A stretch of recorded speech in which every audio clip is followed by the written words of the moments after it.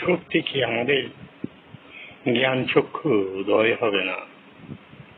এগুলো কি দেখছি? যে মঞ্চে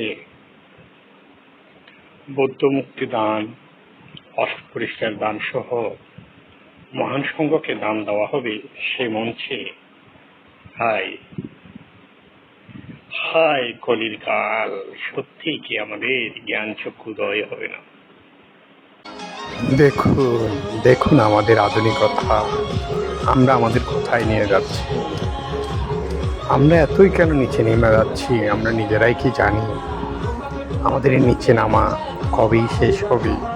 কবেই আমরা আমাদের বলতে পারবো আমরা একজন জ্ঞানীর ধর্ম আচরণ করি, আমরা জ্ঞানীর পূজা করি?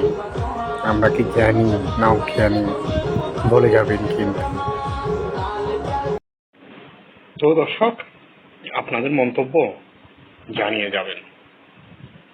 এই যে এই নাচের মঞ্চে একজন প্রয়াতের প্রতি এমন সম্মান প্রদর্শন, দিনে দিনে আমরা খুব আধুনিক হচ্ছি, তাই না? তারপরেও বলতে হয়, সত্যি কি আমাদের জ্ঞান চক্ষু উদয় হবে না?